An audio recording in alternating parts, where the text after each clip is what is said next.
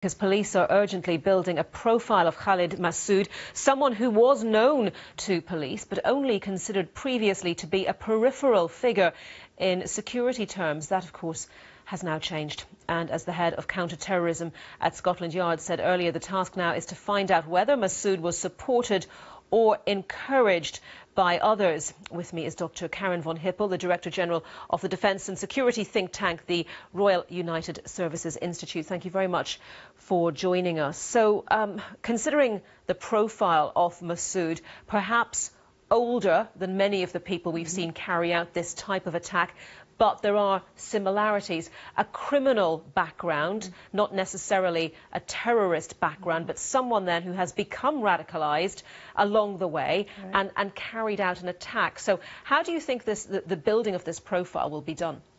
Yeah, I mean, and he's also a convert as well, and British born, and so it isn't what many people expect, that it's the immigrants coming in across Europe.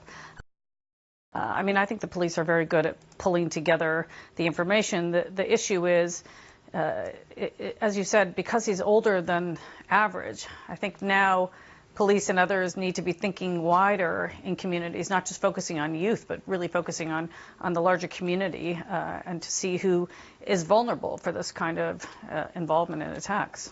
And you were saying to me just a few moments ago as well, you think that internationally countries which have suffered from this sort of attack probably could pool resources, pool intelligence and information to help one another. Right. I mean, there is some pooling going on, obviously, but if you look at the last few years at attacks inspired or directed by ISIL outside of the so-called caliphate in Iraq and Syria, there have been something like 300 to 400 casualties in Europe and North America alone. That's a significant number of people killed. Now, there is a global coalition, but they are really much more focused on what's happening in Iraq and Syria. And I think they need to dedicate greater efforts to pooling resources, to sharing information, to getting the public involved in these countries more than they have done.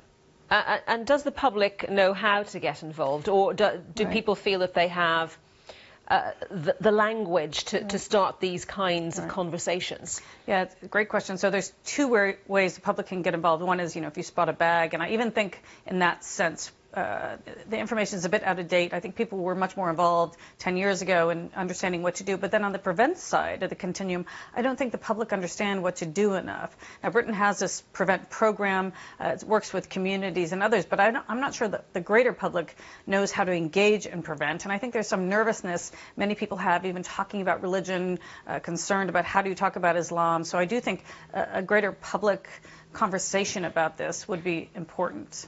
You said, that no one wants to live in a police state. Obviously, the response has to be proportionate, and no one can stop everything from happening in all places. So what we are left with then, in terms of enhancing the response, is with that preventative side, isn't it? Yeah. I mean, the communities really do need to be engaged in much more profound ways. And I mean, I guess, on the other hand, you can also say the good news is this country is very good at gun control. So that could have been a lot worse yesterday had the attacker had a gun like they did in Paris, like they did in Brussels. Many more people would have been killed. But as you say, you can't prevent every attack from happening, and no one wants to live in a state like that anyway.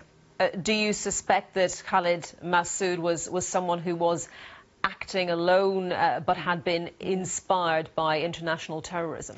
It's too early to tell. I think often when these attacks happen, the assumption is that they are lone wolf attacks, and then later people find out that they were connected somehow to ISIL or other attack plots in different parts of the world.